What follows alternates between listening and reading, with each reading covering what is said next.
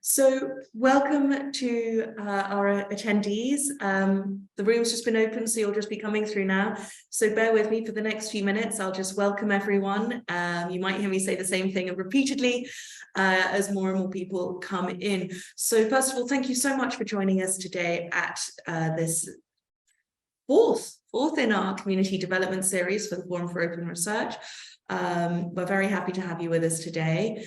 You will notice that your videos are off and you are muted. However, you will be able to ask questions in the Q&A chat box at the end of the event. And if you have time now, please do add a little message in the chat box itself about you. And we like to know where everyone's from, and we like to be able to welcome everyone. So please do feel free to add a little note in the chat box and say hello to everyone. We will be starting in just a couple of minutes once everyone has joined the room. We often have some latecomers who sneak in 2 or 3 minutes late, so we're just going to hold off for that for a second. And as I mentioned, in the meantime, please do feel free to introduce yourselves in the chat box. We would love to hear from you and know where you're from. And also, if you have any questions in advance you want to make sure are being covered, you can also add those now as well. So for those who are just joining us, once again, welcome to today's talk. We will be starting in just a minute once everyone is in the room. You will notice that your camera and your microphone are off, but you will have a chance to ask questions later in the event. Well, we can probably get started now because we've got a few housekeeping slides first. So first of all, welcome to everyone joining today's talk about copyright retention for authors. This is a very important topic, and we're really excited to hear from our speaker, Johan Rooryck, today. It's a huge honor to have him here with us. But before we start, we just have a few housekeeping slides. First of all, for those of you who aren't familiar with Zoom, it seems slightly unlikely in this day and age post-COVID, but occasionally we do have people who are still unfamiliar with Zoom in particular. So we just like to run through some of the housekeeping features. There are Zoom features at the bottom. It is a movable window. If you use the little cross, you can move things around. If you have concerns about someone talking too fast, please do use the raise the hand icon and we will pass the message on to the speaker.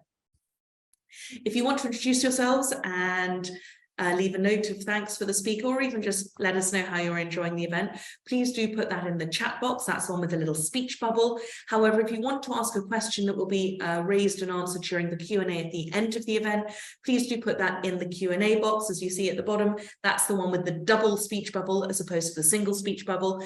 If you do end up accidentally asking a question in the main chat, my colleague who is running the technical side of today's event will remind you to put it into the Q&A or add it manually herself.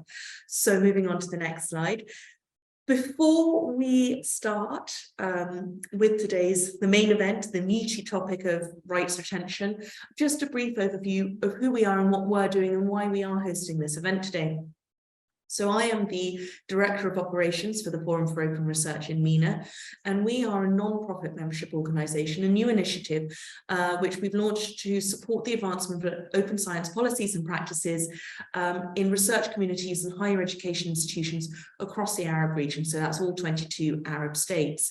We are working with various partners, including cOAlition to achieve this, along with other non-profit organisations in the open science sphere and UNESCO.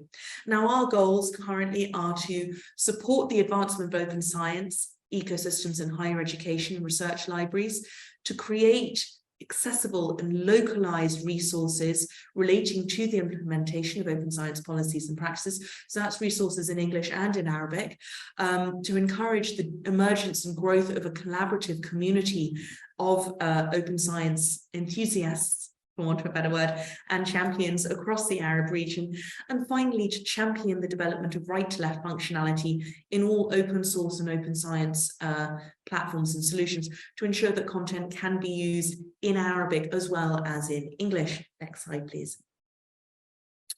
A little bit about what we do. Well, we have 3 main pillars of activities. One of these is the community development activities.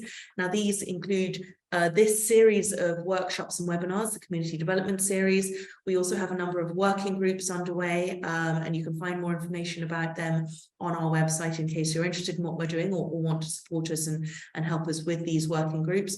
And finally, we also have a discussion forum. So if any point, both during this event, but more generally, if you ever have any questions relating to any aspect of open science within the research ecosystem, particularly around the development and implementation of open science policies and practices, please do visit the discussion forum. Again, you can find that information on our website, and log in and drop a question, and either we or colleagues or other members of our community will dive in and try and help you. We also have the annual forum, and you can hear more information about that at the end of the event. We'll be talking in detail about our annual forum later. And finally, we have, as I mentioned, the production of resources and guidance documents. We are also in the process of launching a journal for open science and higher education in the Arab world. I'm very excited. We're working on that, and we hope to announce the first issue of the launch shortly.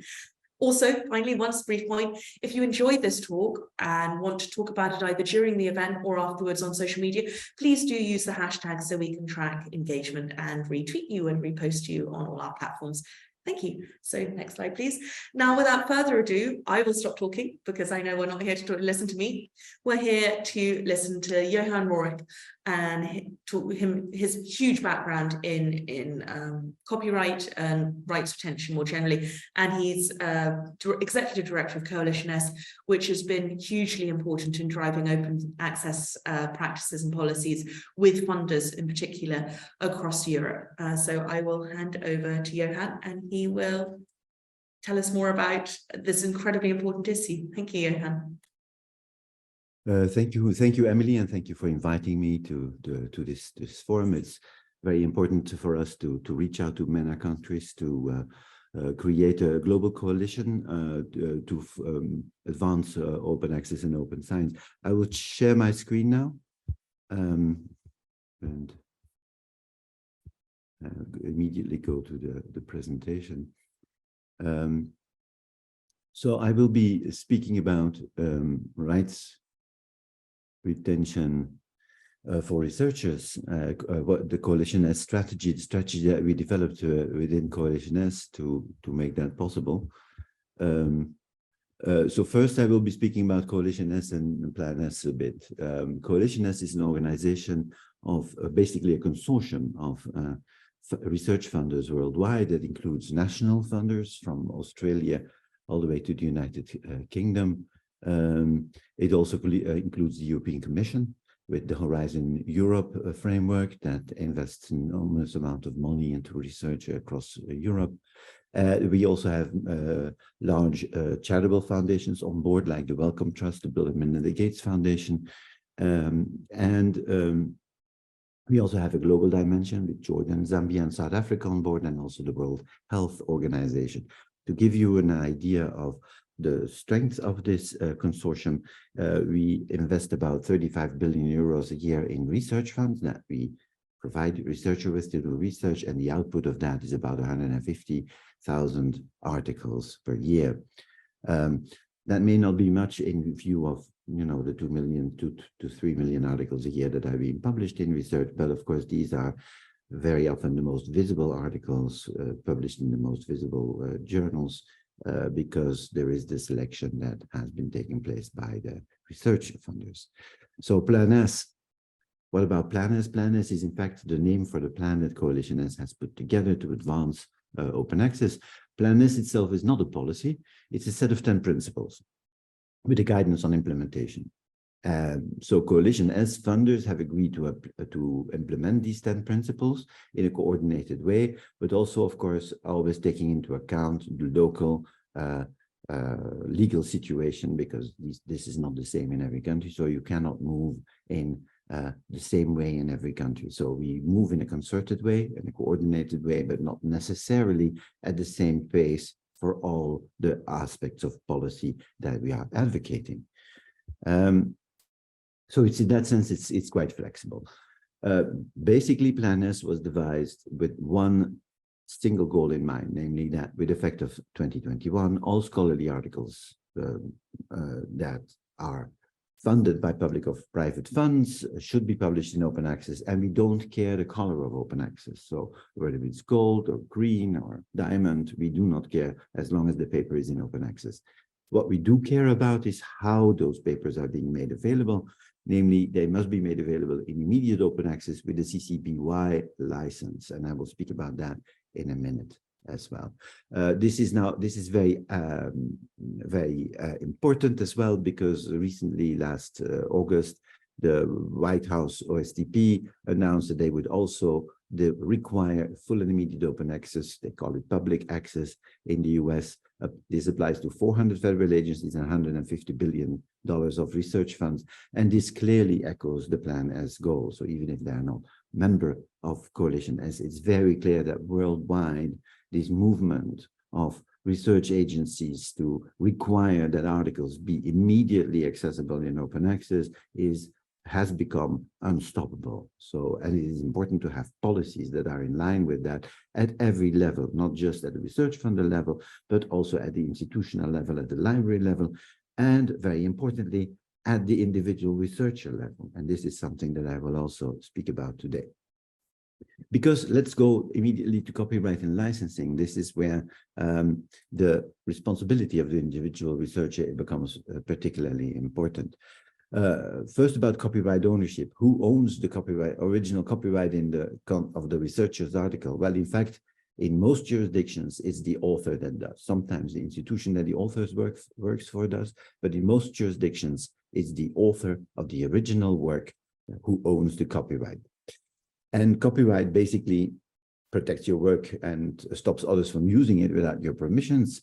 You get it automatically, again, in most jurisdictions. But here I'm speaking for the UK, but this is true in 90% of jurisdictions in the world. So you have copyright automatically. You don't have to apply for it or have a fee. You write a work and you own copyright in that work. Now, what happens a lot of the time is that you can, as an author, transfer that copyright. If you sign a license to publish your research article, can you control the use of the content of the article? And that really depends. As a copyright owner, you decide what you do with your work. So you decide at the base how you license your work. So license your work is give permission for your work to be used in a specific way. So you can license use of your work if you own the copyrights, and you can decide how it will be used. What happens in practice is this. The publisher or the journal that you want to publish in presents you with the copyright transfer agreement on exclusive license to publish. And that includes permission for the publisher to publish the work, but also, and it's legally required for publication. The publisher has to ask you for some sort of license, but it also includes all sorts of restrictions on how the author is allowed to use their own work. So what happens in practice is that many people sign the agreement without looking. I mean, you know, most people, I always say, read their Netflix contract more carefully than they read a copyright agreement. And as a result, the author loses all their rights on the paper, and the publisher takes control of the rights of the work. And this rights of the work is quite invasive, actually. So it prevents you, normally copyright transfer agreements prevent you from reusing data in your article, but also photographs, images, tables, data, even data.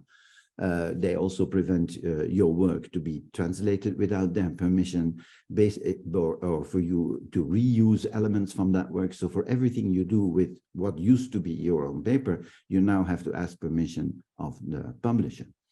And this is sometimes couched in language that is a bit deceptive. You, as the original copyright owner, are called the contributor, and the owner is automatically assumed to be the publisher. So this is very tricky, actually, the way this is phrased. You are not the contributor. You are the original copyright holder. You are and the owner. That is what you are originally. So by changing this language, the publishers give you the impression that you're only a contributor and they really have by rights every right to own your article. And this is simply wrong. So the bottom line is that at the end of the story, publishers have had no impact in the input in the intellectual content of the work. They demand copyright transfer of exclusive licenses. They are free to use that work in every way they wish without asking for your permission. While you, the author, who are the creator and original copyright holder of the work, are severely limited in what you can do with this work. You cannot reuse it. You cannot deposit it anywhere you want. You cannot even send it to friends. And you often have to publish the publisher for permission to reuse parts of your work. So this is a crazy system. I've often compared it to the following situation. You invite people to your house to decorate your house, strip wallpaper, or hand woodwork, and so on. You pay for service. They do the same basically with an article. With an article, you pay for a service. You pay for that article to be published. That is a service that is performed for you, or at least it should be.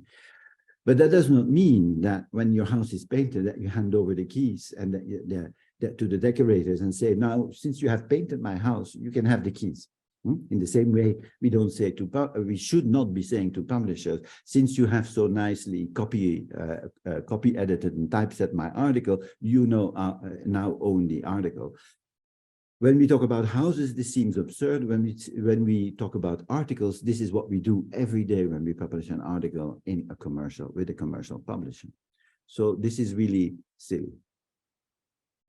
So this is where the rights retention strategy comes in. Rights retention strategy is in fact part of the 3 routes that we have to compliance. The first route is publishing a full open access journals.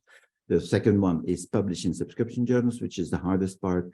The third route, which I will not talk about today either, is journals under a transformative arrangement. So those are the 3 routes that we have to move to open access. But the tricky part is this one, the route for subscription journals, because subscription journals, as you know, have a subscription, they have a paywall, so you cannot have access to the article unless you have a subscription or you have access to a subscription via your library. Still, we as funders will ask you to publish that paper, not behind the paywall, but in open access. So what we ask you to do in that case is to make the author accepted manuscript instantly available in a repository, in a public repository. This is not financially supported. We ask you to do this on the basis of the rights retention strategy, which I will talk about in a minute now. So very formally, this has to do with Planners Principle 1. Authors and institutions retain copyright of their publications. All publications must be published under a public license, preferably CC BY. Now, what the point is, and this is also why I'm here today, is that authors do not always realize that they are the original copyright holders of their papers. We have evolved to a situation in the last 30 years where authors assume automatically that the publisher will hold copyright, and that is the way things are. But this is far from the truth. As I said, the copyright owner decides how to license the work, and a researcher who grants a CC BY license to their work keeps sufficient intellectual rights to reuse all materials in it and to share it in a repository with anyone else. So this is very important. Assigning a CC BY license to your work as a researcher determines how you want that paper to be used by others. That is, you assigning that license to the paper, and that CC BY license becomes an inherent part of the paper or of the version of the paper that you assign it to. So we believe very strongly that open access starts at the source with the author who stops to give away their rights. This is where it starts. This is where open access starts. Because if you don't do it as an individual researcher, the publisher will certainly not do it for you unless it is an open access, full open access publisher. So we ask that authors who want to publish in subscription journal that they publish a copy of the author accepted manuscript in a repository immediately on publication. But authors, of course, we know this, authors often sign these copyright transfer agreements, sign these copyright transfer agreements, as I said, so often blindly. And that those copyright transfer agreements prevent you from depositing a copy immediately. So that puts the author in a double bind. The rights retention strategy is designed to break through that double bind. Namely, coalition as grantees are required via their grant conditions that the prior CC BY license is applied to any future manuscript of the AAM. So basically what we say to researchers is, we give you money, and in the contract of that money, it is already stipulated that everything you write on the basis of that money has a CC BY license attached to it. So that's the first condition. Of course, publishers don't know that you work for a funder. And so you have to inform the publisher as well that you are working under those conditions. And you can simply do that by asserting as an author the application of a CC BY license to retain sufficient rights. And this is something you can do independently of whether you have a coalition as grant or not. You can also do this on an individual basis. You don't have to be funded by a funding agency to do that. It is your individual right to apply a CC BY license to any article you write or the AAM of every article you write. Why do we say the author accepted manuscript? Because we think we had the intention to say, look, publishers, we will claim the rights for the author on the author accepted manuscript, and you can have the rights on the version of record. So the version of record is the version that is published on the publisher's site, on the publisher's journal. The publishers didn't like that compromise, but whether they like it or not, this is what we require. And more importantly, this has legal consequences, because since the CC BY license on the future AAM is the first license that is in place on the author accepted manuscript, it is in place prior to the publisher agreement. So it has legal precedence over any conflicting language in that later publication agreement. And this is very important. And this, by the way, has not been contested as a legal precedent by the publishers, because this strategy is now in place since 2019. And it has not been contested by the publishers. So rights retention is based on a simple principle, very simple principle. Peer-reviewed article, author accepted manuscript, is the ownership, intellectual creation of the author, and it belongs to them. To third ownership, you apply that CC BY license to the AAM. We strongly believe that publication services do not entitle the publisher to ownership of the AAM, which remains the intellectual property of the author. Funders and universities should ensure that their researchers are not deprived of their essential intellectual rights. And in universities themselves should also think that, you know, the intellectual creations of their researchers also are theirs. I mean, they should also protect their own intellectual ownership of the articles that their researchers produce. So it's basically a communal effort, not only of individual researchers, but also of the community that the researcher belongs to. So what do authors need to do? What do we ask authors to do? Basically include this language with the first sentence included or not. But of course, as research agencies, we want that first sentence to include it. If you want to apply it individually, you don't have to include the first sentence about the organization name and grant. But the essential sentence is, a CC BY license is applied to the author accepted manuscript that arises from this submission. So not on the intermediate versions, not on the initial version, but the author accepted manuscript that comes out of this submission will have a CC BY license on it in accordance with the grant's open access conditions. And that allows you as an author to make the article available in a repository, a public repository, where it will be available in open access at the date of publication. So this is very important. This is the way it goes. And then if there's any problems, you can contact the funder, or you can contact me, or you can contact cOAlition if you have any problems with this, because publishers do not particularly like this strategy. Something about CC BY license, because we often get the question why we have chosen the CC BY license. Well, first of all, CC license is a public copyright license that enables free distribution of a published work. I often get the questions, well, where do I apply for this? Well, you don't, there is no special place or building where you apply for this, or a special email you need to send. All you need to do is say, I apply a CC BY license. It's a public license. So it gives a CC license, basically stipulates what other people can do with the work. So it gives other people the right to share, use, and build upon the work that the author has created. As you can see, you have CC0 there in the left margin, in the right margin, I'm sorry. CC0 means that anybody can do whatever they want with the work. That's completely free. CC BY means that you can use the work, but that you have to cite it appropriately. So CC BY is actually closest to what is to academic practice. When you cite someone else's work, or when you cite ideas that somebody else has developed, you cite their work appropriately. So you have to give appropriate credit to the original ideas. And also, if you change the work, you have to indicate how it has been changed. So this is the license that is most in line with academic practice, and all the other licenses are much more restricted. So as you can see, you go all the way to all rights reserved copyright, which is the least open, and which requires people to always contact you about reusing the work. But in the meantime, you have a number of other options that are stipulated there, but that are quite restricted. So there's share alike, which is still good, which we also allow as cOAlition as. But then non-commercial, for instance, is not something we allow, because non-commercial, for instance, would prevent if your article allows someone else to develop medication, say for COVID or for the cure for cancer. We don't want to prevent that.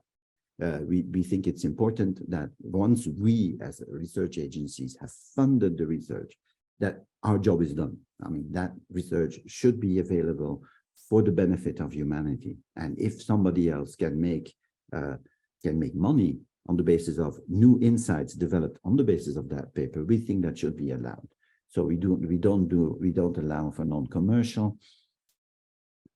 We do allow for ND in certain circumstances, but we can talk about that at some other point.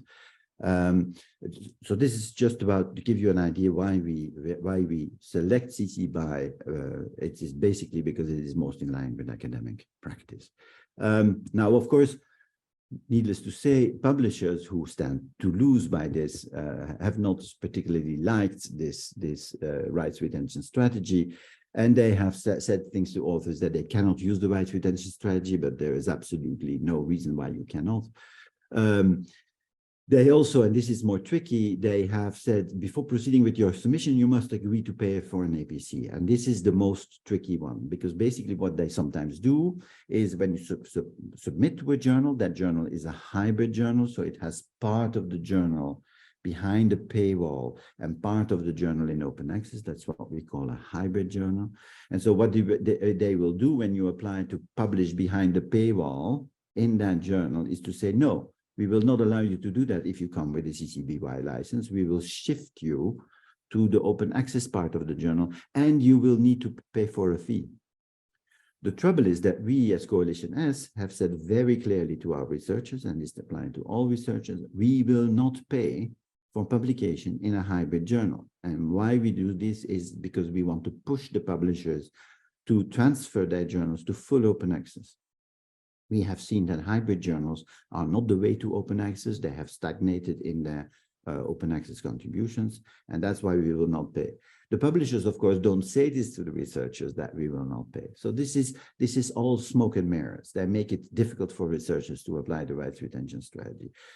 Don't forget, if you see these tricks, just withdraw the paper and go somewhere else, publish it elsewhere. I mean, the publishers will listen to us once they feel the weight that they lose out on important articles. The publisher will also sometimes ask you to sign a separate contract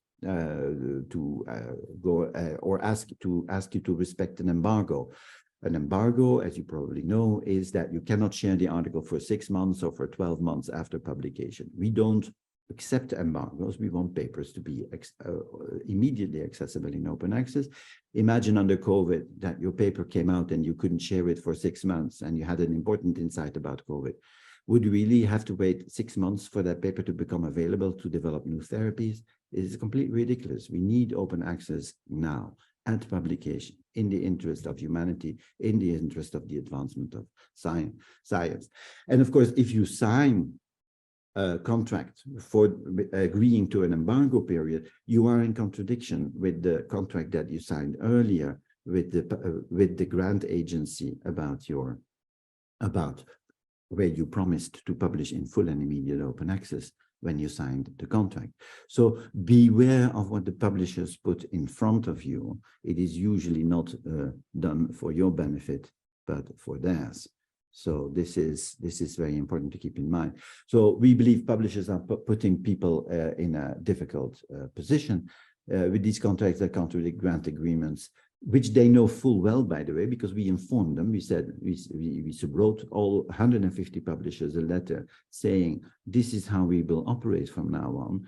Beware, if somebody publishes a paper from you with a grant from us, these are the conditions that they work under. Despite this, they have not taken that into account and started a kind of a guerrilla war directly with authors. We believe very strongly that publishers have the right to reject articles that come with the rights retention language, that come with the CC BY license. That is their full right. They have a right to refuse service. That is fine. But they do not have the right, we believe, to confuse, mislead, or trick authors into violating their grant agreements. That is actually very dangerous. It could also be could also go to court. We have it on good information that they would lose such a court case, but of course it has never been tried yet. Although I would love to see that go forward. So about the direction of travel of the rights retention strategy, you can think, well, you know, this is a set of research agencies doing this, fine, but that's still a minority. But what we see is that rights retention, as we know it, is receiving a broad support. There's been the UNESCO Declaration of November 21. There's been other declarations by the G6. There's European University Association that put it on their agenda for 2025, and there's the European Council of June 2022 under the French presidency that sufficient intellectual rights should be retained to ensure open access. Even more importantly, at a different level, the universities, many universities in relevant jurisdictions have decided to adopt rights retention policies. We see 4 big universities in Norway that have adopted it wholesale, and in the meantime, 17 universities in the UK, including Cambridge and Aberdeen and Edinburgh and Birkbeck, have adopted rights retention policies. And this is very important for reasons that I will explain, namely, rights retention policies by universities are stronger than rights retention policies by agencies. This is basically how it works. Researchers license their institution to make a copy of the AAM immediately available. The university informs publishers of this new regulation. And that means that researchers don't even have to do anything anymore because they work under the umbrella of the university. Why is this important? Because universities, of course, are the direct employers of researchers, and then rights retention simply becomes a kind of a contractual obligation, something that you have to do as part of your contractual obligation with the university. And that's very powerful because this protects the researchers against publishers. If the CC BY is licensed by the university and the publisher tries to intervene in that and say to the author, well, you know, we don't really like that CC BY license, or we want you to pay for it, or that could be construed as the tort of procuring a breach of contract, and that is punishable by law. That is not something you can do. If you know that somebody has a contract to do a specific thing, you cannot lure them into another contract to do something else that is in contradiction with that previous contract. That is a basic aspect of law.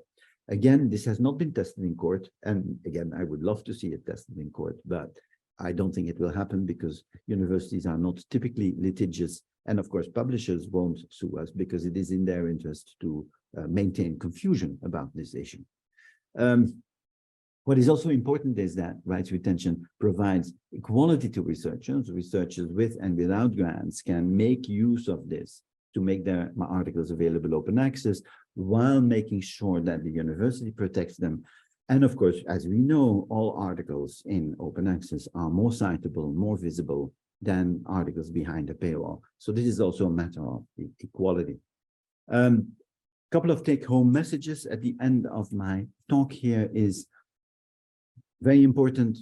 Article content belongs to the author, and the author decides how to use this. If you decide to give it away, that is your right as an individual author, but it is no longer your right when you work for a coalition as funder. Our position towards authors is, if you take our money, you have to do as we say, unfortunately. Right? I mean, we ask you to make those articles open access. That's a condition of our grants. If you don't like it, you don't have to take our money. So we also think we don't do this by force, but necessarily, but we do this because we think it's in the best interest of the author and in the best interest of science. I mean, author rights retention is therefore about ownership. It's not about compliance. It's not about ticking a box. It's about ownership. We want to empower authors to keep the ownership of their papers. Rights retention helps authors retain their rights, and at the same time, it is a tool to aid compliance with their funder agreement. And we believe an institutional rights retention policy is even more powerful. That is something that each of you could institute at their own institutions if they want to, or you can ask the people at your institution, why haven't you instituted a rights retention policy yet? If a University of Cambridge has done it, for instance, right, or Aberdeen. And the action, the action that we see here is indeed for various stakeholders in the academic enterprise to act, namely publishers deny authors their rights and grab them for themselves, but we believe that we as funders, as authors and as institutions can correct this state of affairs and make sure that authors retain their right going forward. On this slide, I have a bit of further information. Since the talk will be recorded, you can go there. There's a Coalition S website, there's our implementation roadmap, the journal checker tool that helps you identify journals where you need to apply the rights retention strategy. More info about Creative Commons licenses, but I will at this point turn over the paper for questions and discussions and stop sharing my screen. Thank you, Johan, so much for, sorry, just need to sort out our audio. There we go. Not quite the seamless transition we were hoping for. Thank you so much. It was a really, really thought-provoking talk, and I think full of an awful lot of very rich insights. I do hope people have some questions for us. I'm sure after all that material, there's bound to be some questions there. And if not, you should be asking questions. Oh, here we go, brilliant. Someone has put a question in the chat box. However, if you do have questions, try and put them in the Q&A box instead, because it's easier for us to monitor them all in one place. However, our first question from Rakshinda Mujib. Johan, oftentimes authors give up copyrights intentionally as they are overly excited to get their work published. Please advise how to overcome this dilemma. Yes, I think this is basically a matter of education. I think authors really, I mean, this is lacking now. I think authors in their first year, I mean, of the PhD should get much more acquainted with aspects of copyright. So as to overcome this excitement, I mean, there really should be much more awareness about what copyright means and how you can protect it. It is true that this excitement that Rakshinda talks about has to do with the prestige aspects of certain journals. So, you know, you are accepted in a prestigious journal and nothing else counts. And this is also something that we need to address. I mean, we really believe that this entire notion of prestigious journals is not good for science. It is something that has poisoned science. Because basically we have gone to a system in science where the only thing that counts is peer-reviewed publications in highly prestigious journals. And this is not right. I mean, there are many more contributions to science than just the paper. So we should basically get rid of this prestige system. And this is also something that we have started in Europe with a movement called cOAra, another coalition for the advancement of research assessment, which will in the next few years try to change the mentality of researchers in making a much flatter playing field where prestige does not play a role and where all contributions to research are fully appreciated. So this is one of the things that needs to change. We need to stop being excited about publishing papers in prestigious journals. We need to start getting excited about all contributions each of us makes to the research process. Thank you. Yes, and the new launch of the cOAra is such a brilliant initiative. We're very excited about it here at Form. So another question from Mahmoud Khalifa. I need some information about how Coalition S funds research publishing. Is it for individuals or institutions as well? That depends. I mean, there's a variety actually. I mean, so some funders will provide funds for publishing to individual researchers in their research grants. So you can use part of the grants to pay for publication in gold open access journals. Other funders don't do it directly, but they give block grants to universities. That's the case in the UK, for instance, and then those block grants can be used for open access publishing. So there really is other funders contribute to transformative agreements, so they don't pay directly, but they contribute to agreements with that are concluded by libraries and publishers. So there really is a huge variety in the way in which funders contribute to publishing. It can be via the institution, it can be via the individual. And so it really depends on the jurisdiction. Thank you. A question from Kevin McCormick at Doha University. You mentioned some universities in the UK have adopted the RRS. Are there any MENA universities buying in? Because Kevin has often asked what peer institutions are doing in the region. Well, this is why I'm here. I'm one of the reasons I accepted to this talk is to convince MENA universities to adopt this as well. I think it's good policy if your jurisdiction allows for it, because in some cases, of course, jurisdictions don't allow for it. This has to do with the type of copyright that is applicable in the relevant country. But if the jurisdiction with respect to copyright is and with respect to the university's role in it is based on that of the UK, then UK policies or UK university policies could easily be adopted in MENA. I don't know what the situation is, but this is really something that I would like to see go forward, of course. I have no knowledge at this time of rights retention policies being enacted at MENA universities. And we are following that situation very closely, of course, because for us, it's really important that all universities in the world adopt this so that it becomes a fait accompli for the publishers. It's very clear, you know, author-accepted manuscripts belong to the author, belong to the university, and are protected by the university. The university wants to protect the intellectual rights of their researchers and of the intellectual achievements that the university stands for. And I think is very, very important going forward.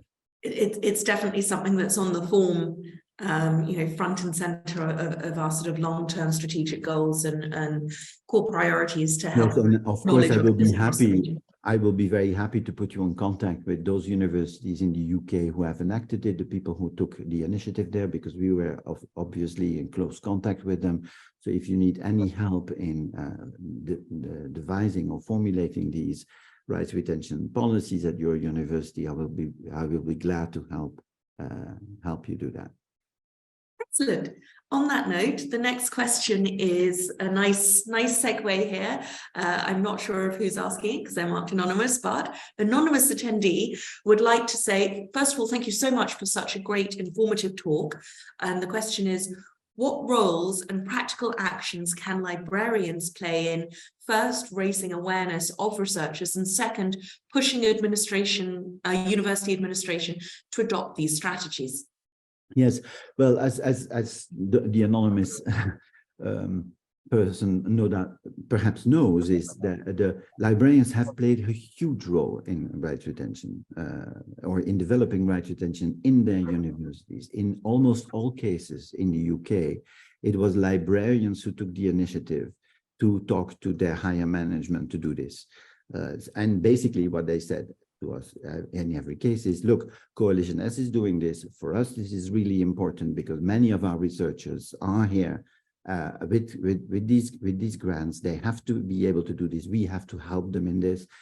Secondly, this is also a question of equality. We have researchers with grants and without grants. We want to give all our researchers the same kind of possibilities. So please do this. It's the right thing to do, and you are under the cover of the demands of Coalition S. So basically, the Coalition S rights retention strategy was used as a catalyst by the librarians to enact this in their institutions and to convince their higher management to do this.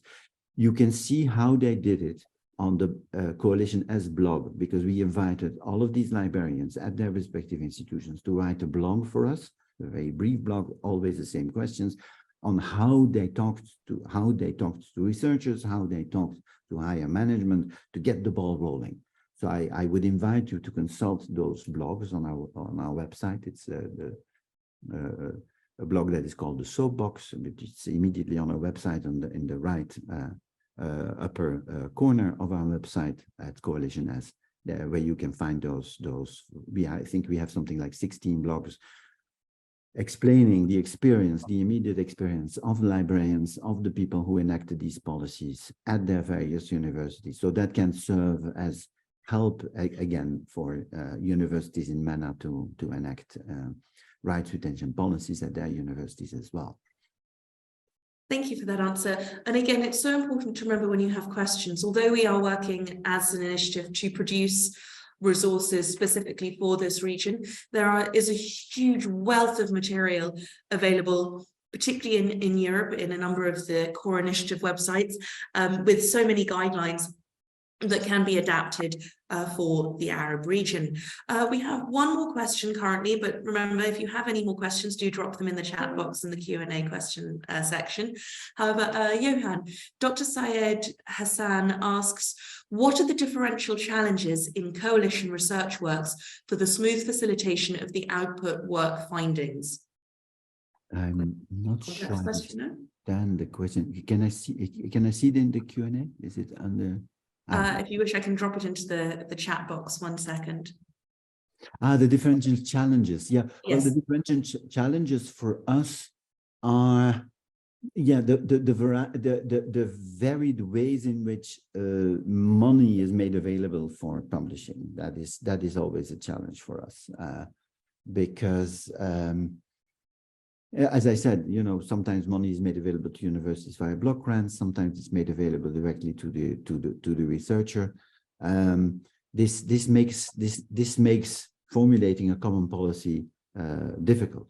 There's no doubt about it. It also makes it difficult because it makes it difficult to put all that money together and make it available for publishing and exert pressure on publishers in a united way.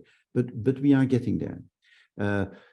Other differential challenges, I would say, is also to convince the researchers that this is important and to export this to other countries. I mean, we have been successful in getting 28 organizations around the globe behind this. But still, when we talk to other funders, they are reluctant to do this because there is resistance, of course, from researchers who have been brought up in this prestige system and want to perpetuate it.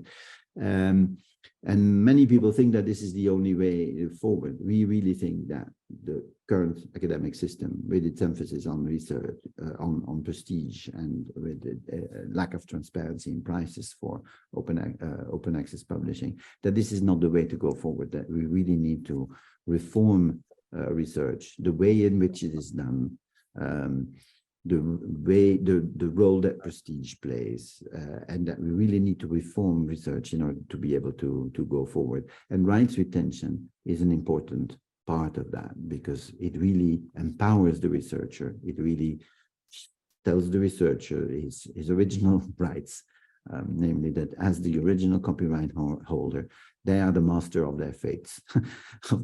They can really do this themselves, and they can contribute to open access and to better research in the future. Thank you. Well, I think that's it from questions for now. And I think that was a really nice upbeat message to finish the event on. So once again, thank you, Johan, so much. This was a truly thought-provoking talk, and I'm sure all of us are going to go away and read all of the blog things that you've recommended, but also sit down and have a long, hard think about what more we can do to promote a transition away from a prestige-based publishing system and sort of ranking system in general. Before we finish though, I just want to let you know about some of our upcoming events. Those of you who joined us today, thank you again very much. If you want to come again, I know I recognize a number of names in the list. There's a lot of people who are coming to every single event, and we hope you will join us at the next one.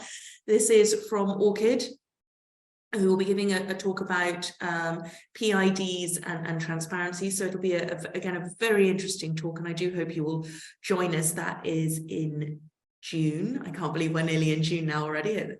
I don't know where 2023 has gone. If you do want to join, there's a QR code here, and you can get the details there, or just visit our website. In addition, as we mentioned before, the annual forum. So this is our flagship event each year. This year, we're delighted to be able to host it in Abu Dhabi with the partnership of Khalifa University and UNESCO. The theme is democratizing knowledge, the evolution of open science research ecosystems and research communities in the Arab world. The call for papers is still open. We're looking for panels, roundtables, online and in-person presentations. And you still have just over 6 weeks to submit a proposal. So I do hope you will consider joining us. Even if you don't want to present a paper, feel free to join us and register on the website as well. Finally, if you have enjoyed this event, please do take the time to fill out this survey, both so that I'm sure Johan would love to hear your feedback and how brilliant this talk was, but also because if there's anything else that you feel we didn't address, if there's more information you need, specific topics you'd like us to talk about, you need to fill in this survey. This is what we're using to plan the 2024 schedule and other individual events going forwards. So please do try and fill in this survey so that we can give you what you need and what you want. So once again, thank you so much to Johan and to Coalition S for joining us today. I'm clapping for everyone here. It's always slightly embarrassing when we do this because there's no one else clapping, but I feel a good speaker deserves a clap. So like I said, thank you. We are hugely grateful for you joining us and sharing some of your knowledge with us today. And I'm sure everyone else found it as interesting and as helpful, I think, as I did. So yes, we will leave the survey QR code up very briefly. Lots of nice thumbs up for you, Johan, there. Always nice to see. And we will be ending the event in a minute or two once you've had a chance to get the survey for the QR code. Goodbye. So yes, goodbye. Thank you. Thank you everyone for joining us. We hope to see you all, I guess, in about 3 weeks, a month when the next event is. So thank you and have a lovely rest of day.